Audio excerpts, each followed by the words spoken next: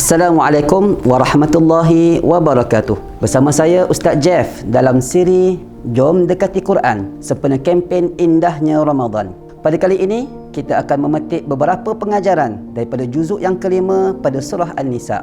Sayyidatina Aisyah radhiyallahu anha meriwayatkan, tiadalah surah An-Nisa ini diturunkan melainkan saya berada di sisi Rasulullah sallallahu alaihi wasallam, iaitu setiap ayat daripada surah ini diturunkan kepada Nabi, maka Aisyah bersama-sama baginda Rasulullah sallallahu alaihi wasallam. Hadis diriwayatkan oleh Imam Bukhari. Surah An-Nisa merupakan surah yang ketiga terbesar ataupun yang terpanjang, di mana ia mempunyai 176 ayat. Pada juzuk yang kelima ini bermula pada ayat ke-24 sehingga 147.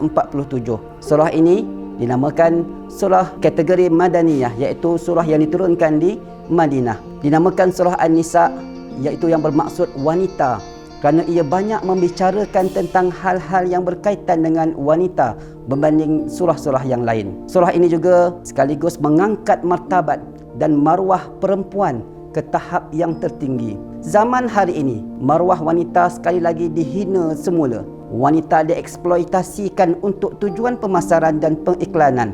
Ada yang ditelanjangkan untuk mempromosi produk kosmetik, jualan kenderaan, gadis litar dan lain-lain lagi. Apapun, pada juzuk yang kelima ini, saya ingin memetik ayat-ayat terakhir pada juzuk ini.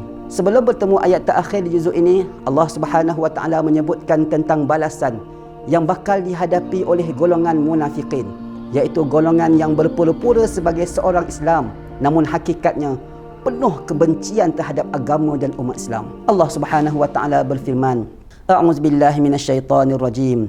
Bismillahirrahmanirrahim. Innal munafiqina fid darkil asfali minan nar. Sesungguhnya orang-orang munafik itu ditempatkan pada tingkatan yang paling bawah dari neraka. Walan tajida lahum nasira. Dan kamu sekali-kali tidak akan mendapat seorang pun penolong bagi mereka. Surah An-Nisa ayat 145. Na'udzubillah, sungguh menakutkan, di mana ini adalah ancaman dari Allah Subhanahu wa taala terhadap mereka yang memusuhi agamanya dalam keadaan mereka itu berpura-pura sebagai seorang muslim. Semoga kita dijauhkan daripada menjadi seperti mereka ataupun memiliki ciri-ciri munafik seperti yang disebutkan oleh baginda Nabi sallallahu alaihi wasallam. Tanda-tanda orang munafik itu ada 3, iaitu apabila dia berbicara, dia berdusta. Apabila dia berjanji, dia tidak tepati. Dan apabila diberikan amanah, maka dia akan khianati. Namun, andainya mereka bertaubat dengan sebenar-benarnya, niscaya Allah akan mengampunkan dan menempatkan mereka di kalangan orang-orang yang beriman. Itulah yang Allah Subhanahu wa taala rakamkan pada ayat seterusnya, ayat yang ke-146 surah An-Nisa. Illal ladzina tabu, kecuali orang-orang yang bertaubat, wa aslahu, dan yang melakukan pembaikan, wa'tasamu billahi wa akhlasu dinahum lillah, berpegang teguh pada agama Allah dan tulus ikhlas mengerjakan agama mereka kerana Allah Subhanahu wa taala.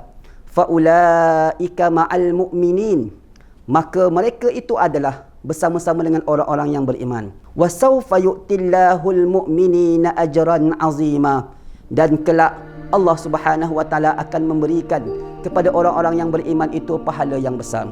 Begitulah hakikatnya kecintaan Allah Subhanahu wa taala terhadap hamba-Nya. Dibuka seluas-luasnya pintu untuk kembali kepadanya, iaitu bertaubat dan memberi pengharapan dan peluang kepada kita untuk meraih syurga-Nya.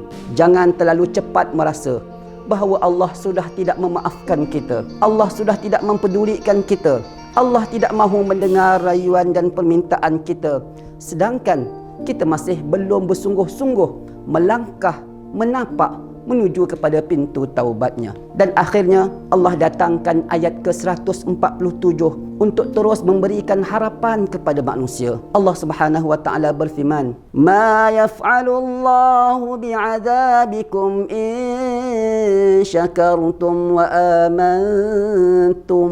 Mengapa Allah akan menyeksa kamu jika kamu bersyukur dan beriman? Wa kana Allahu syakiran alima.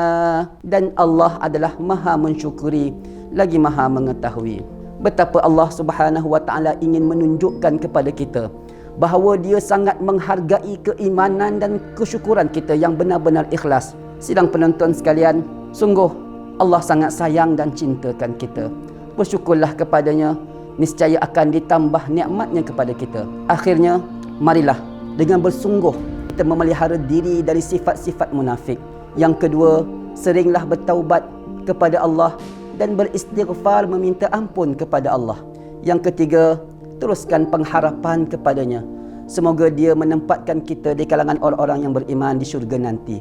Dan yang keempat, bersyukurlah terhadap apa yang Allah telah berikan kepada kita, sedangkan masih ramai yang tidak memilikinya. Wabillahi taufiq wal hidayah.